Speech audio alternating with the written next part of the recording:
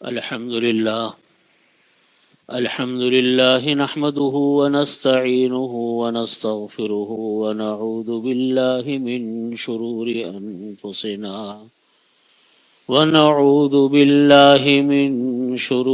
أنفسنا ومن سيئات أعمالنا. من يهده الله فلا مضل له ومن يضلله فلا هادي له، وأشهد أن لا إله إلا الله وحده لا شريك له، وأشهد أن سيدنا وسندنا ومولانا محمدا عبده ورسوله. وقال الله تعالى: يا أيها الذين آمنوا اتقوا الله حق تقاته ولا تموتن إلا وأنتم مسلمون. بزرگان محترم، برادران عزیز، اللہ رب العزت نے قرآن کریم میں جہاں ہمیں تقوی کے بارے میں فرمایا، جو آیت میں نے تلاوت کی تقوی کے حوالے سے، وہیں اللہ رب العزت نے سورۃ الشورى میں یہ فرمایا: وَمَا أَصَابَكُم مِّن مُّصِيبَةٍ فَبِمَا كَسَبَتْ أَيْدِيكُمْ وَيَعْفُو عَن كَثِيرٍ۔ اللہ رب العزت فرماتے ہیں کہ اللہ کا ڈر ہونا ضروری ہے، جیسا کہ اللہ تعالی سے بچنے کا، ڈرنے کا حق ہے کہ ہر چیز میں اللہ کا ڈر پیدا کرو، ہر چیز میں اس بات کی فکر پیدا کرو کہ میں اللہ کو جواب کیا دوں گا۔ وَأَمَّا مَنْ خَافَ مَقَامَ رَبِّهِ وَنَهَى النَّفْسَ عَنِ الْهَوَىٰ فَإِنَّ الْجَنَّةَ هِيَ الْمَأْوَىٰ۔ جو انسان اس بات سے ڈر گیا کہ اللہ کے سامنے کھڑا ہونا ہے، وَنَهَى النَّفْسَ عَنِ الْهَوَىٰ، اور اپنے آپ کو اس نے خواہشات نفسانیہ سے روک لیا،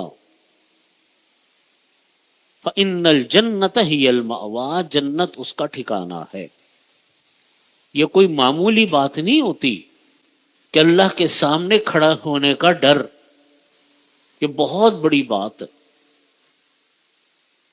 یہ بات اس وقت پیدا ہوتی ہے جب انسان اللہ تعالیٰ کے کلام کو پڑھتا ہے، نبی علیہ الصلاۃ والسلام کی حدیثوں کو پڑھتا ہے، اللہ والوں کی صحبت میں بیٹھتا ہے، نیک ماحول میں بیٹھتا ہے، حلال و حرام کے تذکرے ہوتے ہیں، حلال و حرام کے مسائل پتہ چلتے ہیں، تو انسان کے دل میں یہ خیال آتا ہے کہ میں اپنے اعمال کا جواب کیا دوں گا اللہ کو۔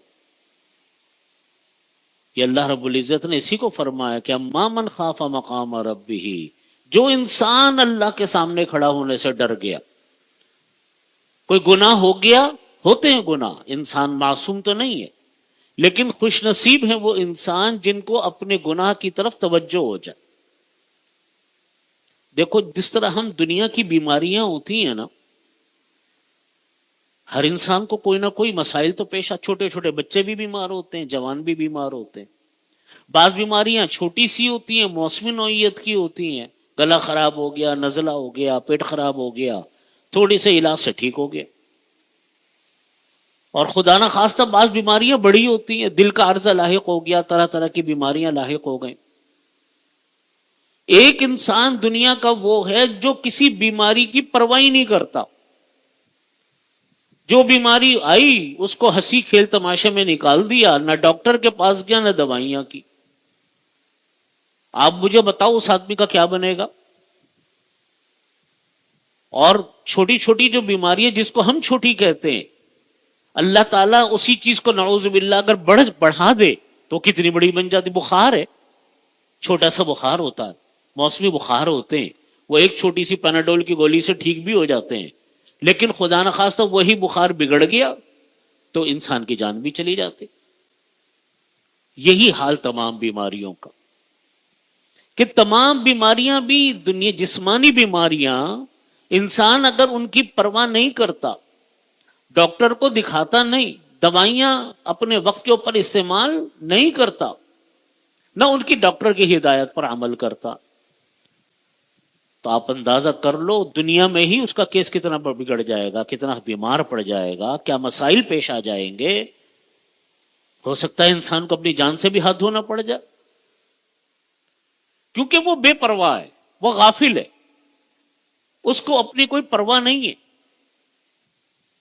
یہ غفلت انسان کی صرف صحت کے حوالے سے نہیں ہے یا دنیا آخرت کے حوالے سے نہیں، یہ غفلت انسان کی اپنے دنیا کے کاروبار، اپنی دنیا کی ملازمت، اپنی پڑھائیاں، طلبہ پڑھتے، اگر ایک طالب علم اپنی پڑھائی کا زمانہ بے پرواہی میں گزار دے، کھلنڈرے پن میں نکال دے، کھیل تماشوں میں نکال دے، وقت تو گزر جائے گا، وقت تو نہیں رکنا، لیکن اس طالب علم کو اندازہ نہیں ہوتا کہ وہ اپنا کتنا بڑا نقصان کرنے بیٹھ رہا، کیونکہ پڑھائی کا زمانہ سب ختم ہو گیا۔ اب جب ہوش آئے گا اس کو تو وہ زمانہ کبھی پلٹ کر واپس نہیں آئے گا، پڑھنے کا زمانہ چلا گیا۔ مطالعہ کرتا رہے، وہ زندگی بھر کا مطالعہ چلتا ہے، لیکن تعلیم کا زمانہ، استاد شاگرد کے سامنے بیٹھنے کا وہ زمانہ نکل گیا اب لاپرواہی میں، اب اس کے نقصانات ہیں۔ ایک انسان ملازمت کرتا ہے اور ملازمت کی پرواہ کوئی نہیں کرتا، نہ قانون کی نہ ضابطوں کی، وہ انسان بھی کیا ہوگا، نقصان اٹھائے گا۔ یہی حل کارو زندگی کے ہر مرحلے پہ غفلت ناقابل گوارا ہے۔ ایک ڈرائیور گاڑی چلا رہا ہے، بالکل غافل ہو کے گاڑی چلا رہا ہے، تو ایکسیڈنٹ تو ہوگا۔ اب کوئی کہے کہ ایکسیڈنٹ کے بعد ہوش آئے گا، لیکن ایکسیڈنٹ سے جو نقصان ہونا تھا وہ تو ہو چکا، جان کا بھی ہو سکتا ہے، مال کا بھی ہو سکتا ہے، دونوں بھی ہو سکتے۔ اسی طرح اللہ نے ہماری دنیا کی زندگی اسی طرح آخرت کی زندگی بھی بنائی۔ یہ دنیا کی زندگی کوئی غفلت کی زندگی نہیں ہے کہ آدمی نے جس طرح دل چاہا میں اپنی زندگی گزار لی، کسی قائد ضابطوں کے بغیر، کسی پابندیوں کے بغیر۔ ہمیں قرآن پاک نے، اللہ رب العزت نے ہمیں اپنے اصولوں کا، اپنی شریعت کا، اپنے احکامات کا، ہم سب کو پابند بنایا۔ نمازیں بھی پڑھنی ہیں، روزے بھی رکھنے ہیں، حج بھی ہے، زکوٰۃ بھی ہے، فرائض اسلام بھی ہیں، زندگی کے پھر بے شمار مسائل اور معاملات ہیں، وہ اللہ اور اس کے رسول صلی اللہ علیہ وسلم نے ہمیں بیان کیے۔ ایک انسان ان میں سے کسی چیز کو اہمیت نہیں دیتا، کبھی دل میں یہ خیال ہی نہیں آتا کہ اللہ کے سامنے کھڑا ہونا ہے، کبھی یہ خیال ہی نہیں آتا کہ مرنا ہے، کبھی یہ خیال ہی نہیں آتا کہ حساب کتاب کی منزل بھی کبھی تیار ہوگی ہمارے لیے، جبکہ ہمیں قرآن پاک جگہ جگہ جھنجھوڑتا ہے، قرآن پاک ہمیں جگہ جگہ بتاتا ہے کہ دیکھو یہ وقت آنے والا ہے، یہ وقت آئے گا۔ جگہ جگہ اللہ رب العزت ہمیں فرماتا کہ اپنے اعمال کا حساب دینا ہے، گناہوں کا بھی، اچھائیوں کا بھی، برائیوں کا بھی، ہر نعمت کا اللہ تعالی ہمیں حساب کتاب، اللہ کے سامنے ہمارا حساب کتاب ہونا ہے۔ اس کو اللہ تعالیٰ نے قرآن کریم میں جگہ جگہ فرمایا۔ ایک جگہ پر یہ فرمایا کہ فَأَمَّا مَقَامَ رَبِّهِ، دنیا میں کوئی انسان اگر اللہ کے سامنے کھڑا ہونے سے ڈر گیا، مطلب یہ ہے کھڑا ہونے سے ڈرنے کا کہ دنیا میں ہم جتنے اعمال کرتے ہیں ان اعمال میں اگر ہمارے ذہن میں یہ بات رہے، دماغ میں یہ بات رہے کہ ہاں میں اپنے اس عمل کا جواب اللہ کو دوں گا، تو ہمارا نقطہ نظر، ہمارا عمل بالکل تبدیل ہو جائے گا، کیونکہ ہمیں اللہ کے ہاں جواب دینا۔ بعض اوقات انسان کو بڑے بڑے عہدے مل جاتے ہیں، بڑے بڑے مناصب مل جاتے ہیں، اور بعض منصب ایسے ہوتے ہیں کہ انسان کو کہتا ہے کہ مجھے دنیا میں کون پوچھنے والا ہے۔ سب سے خطرناک منصب یہ ہوتا ہے جس میں انسان کو یہ خیال پیدا ہو کہ ہاں مجھے کوئی پوچھنے والا نہیں ہے، تو کیا اللہ بھی نہیں پوچھے گا اس انسان سے؟ چلو دنیا میں کوئی نہیں پوچھ سکا تو کیا اللہ تعالیٰ کے ہاں سے بھی بچے گا؟ کسی پر ظلم کرتے ہوئے، کسی کا مال لیتے ہوئے، کسی کے ساتھ برا بھلا کرتے ہوئے انسان اگر اس بات کو بھول جائے کہ میں کوئی جائز یا ناجائز کر رہا ہوں کسی انسان کے ساتھ تو مجھے کوئی پوچھے گا نہیں، یہ خیال اتنا خطرناک، اتنا بھیانک ہے کہ کوئی حد و انتہا ہے۔ کیونکہ وہ اب اللہ کے سامنے کھڑا ہونے کو بھول گیا. دوسرے پر ظلم کرتے وقت اس کو یہ خیال نہیں آ رہا ہے کہ میں اللہ کی پکڑ میں آؤں گا. اللہ کی لاٹھی بے آواز ہوتی. اللہ رب العزت انسان کے دنیا کے اعمال کا بدلہ انسان کو دیتے ضرور ہیں، چاہے دنیا میں دیں، آخرت میں تو ملے گا ہی ملے گا. بعض اعمال کی سزا اللہ تعالیٰ انسان کی دنیا میں شروع فرما دیتے. اللہ کا غضب بھی آتا ہے، اللہ کی طرف سے لعنت بھی آتی ہے، کیا کیا اس کے اوپر مسائل آتے. قرآن کریم میں اللہ رب العزت نے اسی کو فرمایا کہ وَمَا أَصَابَكُم مِّن مُّصِيبَةٍ، جو کوئی تکلیف تم کو پہنچتی ہے، فَبِمَا كَسَبَتْ أَيْدِيكُمْ، یہ اس وجہ سے آتی ہے کہ جو اعمال تم نے کیے ہوتے ہیں اس اعمال کا نتیجہ تم کو ملتا. وَمَا أَصَابَكُم مِّن مُّصِيبَةٍ فَبِمَا كَسَبَتْ أَيْدِيكُمْ وَيَعْفُو عَن كَثِيرٍ. اللہ تعالیٰ بہت ساری چیزوں کو معاف بھی فرما دیتے، لیکن گناہوں کے اثرات انسان کے اوپر پڑتے ہیں. یہ ایک متعین بات ہے. گناہوں کی نحوستیں انسان کے اوپر آتی ہیں، الا یہ کہ وہ انسان اللہ تعالیٰ سے معافی مانگے، توبہ کرے، استغفار کرے تو اللہ تعالیٰ اس کو معاف فرما دیں. وہ اللہ تعالیٰ کا فیصلہ ہے، وہ رب ذوالجلال ہے، وہ رب کائنات ہے، وہ مالک الملک ہے، جس طرح دل چاہے فیصلہ کرے. لیکن ہم سے تو ایک کوئی غلطی ہو گئی. جیسے مثال کے طور پہ کوئی انسان اگر رشوت کا لین دین کرتا ہے، حرام کا لین دین کرتا ہے، سود کا لین دین کرتا ہے، تو سود کے مال کی، حرام کے مال کی نحوستیں انسان کے اوپر پڑتی ضرور ہے. کوئی انسان کسی دوسرے انسان پر ظلم کرتا ہے، اس ظلم کے اثرات انسان کے اوپر آنے شروع ہو جاتے ہیں. انسان کا چین رخصت ہوتا ہے، سکون رخصت ہوتا ہے، دشمنیاں آتی ہیں. اپنی اس دولت سے، اس نعمت سے جس کو اس نے لوٹا، جس کو اس نے ظلم کے ذریعے سے کمایا، اس سے انسان کو لطف لینے کی نوبت نہیں آتی. وہ پریشانیوں میں ہی گھر جاتا ہے. پیسے تو ہیں، دولت تو ہے، لیکن اس سے نفع اٹھانے کا مرحلہ نہیں آیا. سارا وقت دل کی پریشانیوں میں، گھبراہٹوں میں نکل گیا. اس طرح سے بے شمار گناہ، بے شمار معصیتیں وہ ہیں جس کے اثرات ہمارے اوپر پڑتے. میرے والد ماجد مفتی رفیع عثمانی صاحب رحمۃ اللہ علیہ سے جب کوئی مسئلہ پوچھتے تھے، میں نے بارہا ایسے لوگوں کو دیکھا جو والد صاحب رحمۃ اللہ علیہ سے مسئلہ پوچھتے تھے اور والد صاحب کا مجھے جواب بھی یاد ہے. بعض لوگ آ کر اپنی جب مسائل بتاتے تھے کہ حضرت میرے ساتھ یہ حادثہ ہو گیا، میرے ساتھ یہ پریشانی آ گئی، میرے ساتھ یہ غیر معمولی قسم کی پریشانیاں جو عموماً لوگوں کے ساتھ نہیں آتی، جب لوگ ان کو بتاتے تھے کہ حضرت میرے ساتھ یہ ہو گیا، آپ میرے لیے دعا کریں، تو والد صاحب رحمۃ اللہ علیہ ان کو فرماتے تھے کہ میں دعا تو کروں گا، لیکن تم اپنا جائزہ لو کہ تم کسی گناہ میں مبتلا ہو،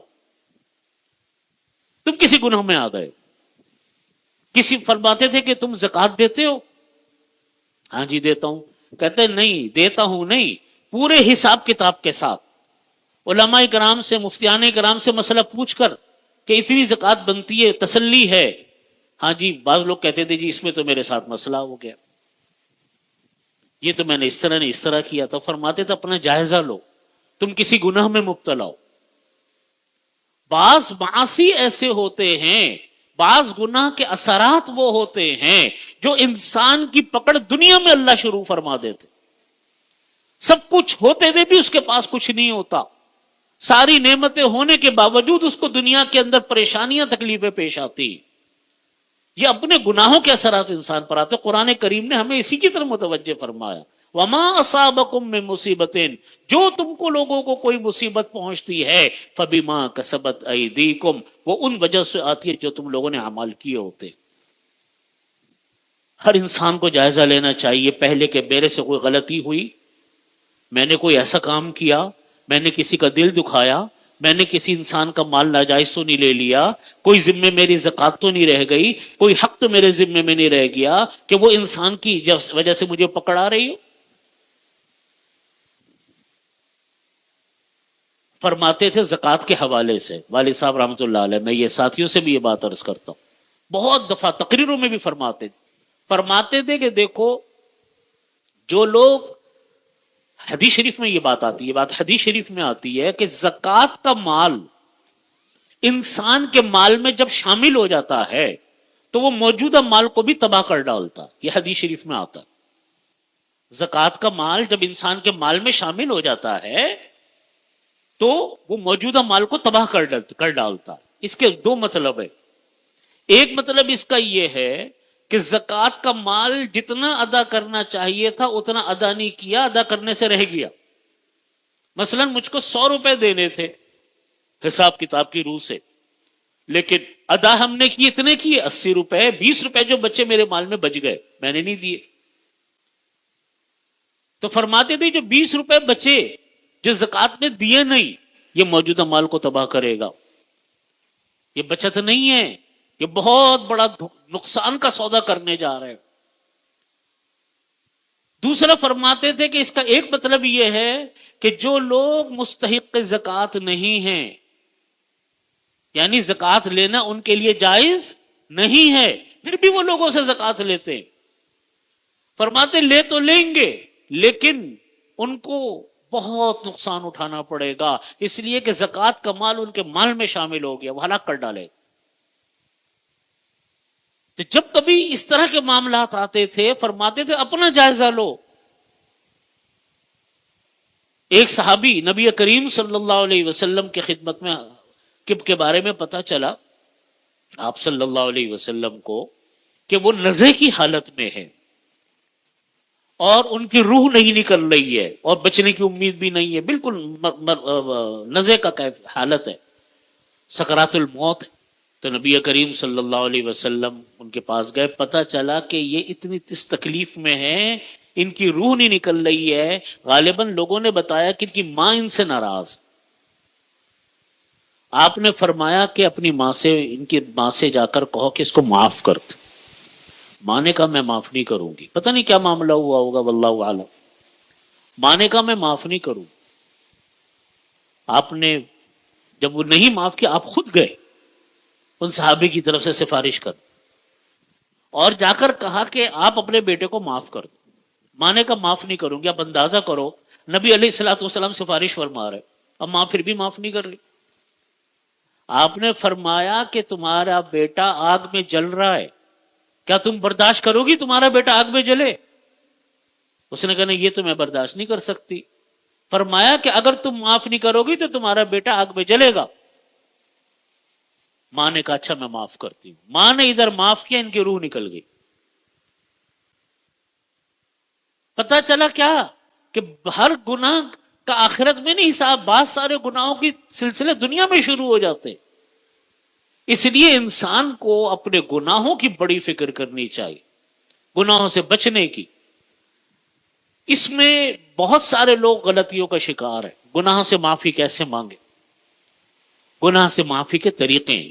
قرآن حدیث شریف میں جو فرمایا نبی کریم صلی اللہ علیہ وسلم نے، کہ نبی کریم صلی اللہ علیہ وسلم فرماتے ہیں کہ اللہ رب العزت تمام گناہوں کو معاف فرما دیتے۔ اللہ تعالیٰ گناہوں کو معاف فرماتے، وعدہ ہے اللہ کا کہ اللہ تعالیٰ گناہوں کو معاف فرماؤ، لیکن معافی مانگو گے تو معاف ہوں گے نا، معافی مانگو گے تو کیا ہوں گے؟ معاف ہوں گے۔ معافی کے طریقے، پہلا طریقہ کیا؟ سچے دل سے معافی مانگو، ندامت کے ساتھ معافی مانگو۔ اسی لیے بعض جگہوں پر ندامت کی، توبہ کی تعریف کی الندم توبہ، ندامت ہی توبہ ہے، کہ میرے سے اس بات کا احساس کہ ہاں غلطی ہوئی، یہ نہیں ہے کہ جی دوسرا کہہ رہا تھا تو چلو میں معافی مانگ رہا ہوں، نہیں، دل سے برا سمجھو ہاں میرے سے غلطی ہوئی، میں مجرم ہوں۔ اللہ کا قرآن حدیث شریف میں اسی کو فرمائیں کہ التائب من الذنب کمن لا ذنب لہ، گناہوں سے توبہ کرنے والا انسان ایسا ہے جیسے اس نے گناہ کیا نہیں تھا۔ معافی تو مانگو، لیکن یہ نہیں ہے کہ جی اللہ یا اللہ مجھے معاف فرما دے، اور دل میں احساسی ندامت کا نہیں ہے، دوسروں کا حق دبایا ہوا ہے، زبان سے معافی مانگ رہا ہے، ایسا نہیں ہوتا۔ معافی کے طریقے کیا ہیں؟ پہلا کہ صدق دل سے توبہ مانگے، اپنے گناہوں پر شرمندہ ہو، تیسرے نمبر پر اپنے گناہ کو نہ کرنے کا عہد کرے. اب کوئی آدمی کہے کہ میرے سے گناہ دوبارہ ہوگا تو دوبارہ معافی مانگ لینا، ابھی تو عہد کرو. ہو سکتا ہے عہد کرنے کے بعد موت آ جائے انسان کی. تیسرے نمبر پر عہد کرو کہ اب نہیں کروں گا یہ گناہ. چوتھے نمبر پر اگر کوئی قضا ہے اس گناہ کی تو قضا ادا کرے. نماز قضا ہو گئی، نماز قضا پڑھو، پھر اللہ سے معافی مانگو کہ یا اللہ میرے سے گناہ ہوا تھا. کسی کا کوئی حق اگر ذمے میں باقی ہے، کسی سے قرضہ لے لیا واپس نہیں کیا، کسی کی میراث ہے تقسیم نہیں کی، کسی کا مال دبا لیا، پہلے اس حق کو ادا کرو پھر اللہ سے معافی مانگو. اس گناہ کا کوئی کفارہ ہے تو کفارہ بھی ادا کرو. بعض گناہ وہ ہوتے ہیں ان کی قضا بھی ہوتی ہے، کفارہ بھی ہوتا. جیسے روزہ توڑ دیا جان بوجھ کر، فرض روزہ، تو گناہ بھی ہے، قضا بھی ہے اور کفارہ بھی ہے. بعض گناہ وہ ہوتے ہیں کہ گناہ ہوتا تو بہت بڑا گناہ ہے لیکن قضا کفارہ اللہ نے نہیں رکھا. نماز ہے صرف قضا ہے، کفارہ نہیں ہے اگر قضا ہو گئی. بعض گناہ وہ ہوتے ہیں نہ قضا ہے نہ کفارہ ہے. جیسے کسی نے سود لے لیا تو قضا بھی نہیں ہے، کفارہ بھی نہیں ہے، صرف توبہ ہے. تو اس کی تفصیلات کے ساتھ معافی مانگے. کوئی قضا ہے، کسی کی کفارہ ہے یا قضا کفارہ دونوں ہیں، سب ادا کرنے پڑیں گے. کسی کا کوئی حق ہے، جب تک حق نہیں ادا ہوگا اس وقت تک اللہ کے ہاں معافی نہیں ہے. حقوق العباد کی اہمیت. جب انسان اس تفصیل کے ساتھ توبہ کرتا ہے اللہ تعالیٰ اس انسان کے گناہوں کو معاف فرماتے ہیں. یہ فرمایا نبی علیہ الصلوۃ والسلام نے کہ التائب من الذنب کمن لا ذنب له، گناہوں سے توبہ کرنے والا ایسا ہے جیسے سے گناہ ہوا ہی نہیں تھا. اسی لیے فرمایا حدیث شریف میں، قرآن کریم میں اللہ تعالیٰ فرماتے ہیں سورۃ الزلزال کے اندر فرما کہ یوم اذن تحدث اخبارہا، روز قیامت میں زمین بھی انسان کی باتیں بتائے گی کہ یا اللہ اس نے یہاں یہ گناہ کیا تھا. ہاتھ بولیں گے کہ یا اللہ اس نے اپنے ہاتھوں سے یہ گناہ کیا تھا. تو انسان کہاں بچ سکتا؟ تو حضرات علماء کرام نے لکھا کہ جب زمین یہ بتائے گی کہ یا اللہ اس شخص نے یہاں یہ گناہ کیا تھا، اسی جگہ پر اگر استغفار بھی کر لو، اللہ سے اپنے گناہوں کی معافی بھی مانگ لو، کھڑے کھڑے چاہے اجمالی استغفار کر لو، استغفر اللہ پڑھ تو لو کم از کم زبان سے کہ یا اللہ میرے یہاں گناہ ہوا، یہیں توبہ کبھی کر رہا ہوں. تو جس دن جو قرآن کریم میں اللہ تعالیٰ فرماتے یوم اذن تحدث اخبارہا، جب وہ زمین اس بات کی گواہی دے گی کہ یا اللہ اس نے اس جگہ کھڑا ہو کر یہ گناہ کیا تھا، وہ زمین یہ بھی بتائے گی کہ یا اللہ استغفار بھی کر کے گیا تھا. استغفار میں دیر نہ کرو، ورنہ گناہ انسان کے جمع ہوتے رہیں. انسان ان گناہوں کو یہ سوچ کر کے جی میں بعد میں معافی مانگ لوں گا، حج پر چلا جاؤں گا، بڑھاپے میں کروں گا. کیا پتا کہ انسان کو کب مہلت ملتی ہے، کبھی مہلت نہیں ملتی، کسی چیز کا پتا ہے؟ اللہ سے اپنا معاملہ ٹھیک رکھو، اللہ سے اپنے معافی کا سلسلہ. کوئی گناہ ہے آپ کا اللہ کا معاملہ ہے، اس کو آپ اللہ سے معاف فرماؤ. بیچ میں بندوں کے حقوق ہیں وہ ادا کرتے رہو، اس میں کوتاہی مت کرو. جب تک یہ کام نہیں ہوتا اس وقت تک انسان طرح طرح کے مسائل کا شکار رہتا. اسی کو قرآن کریم میں اللہ تعالیٰ فرماتے وما اصابکم من مصیبت فبما کسبت ایدیکم، جو تکلیفیں ہمیں اور آپ کو پہنچتی ہیں، تم لوگوں کو پہنچتی ہیں، تمہارے ہاتھوں تمہارے اعمال کی وجہ سے پہنچتی. ہم اپنے اعمال کو ٹھیک کریں، اللہ تعالیٰ حالات کو ٹھیک کرتے چلے جاتے. اور ہر وقت اس بات کا گمان، جو میں نے قرآن پاک کی آیت پڑھی کہ وَأَمَّا مَنْ خَافَ مَقَامَ رَبِّهِ، ہر عمل سے پہلے اس کا خیال کہ یا اللہ کے سامنے میں کھڑا ہوں، میں نے جو دن کیا، میں جس انسان کے ساتھ جو معاملہ کر رہا ہوں، اچھا کر رہا ہوں یا برا کر رہا ہوں.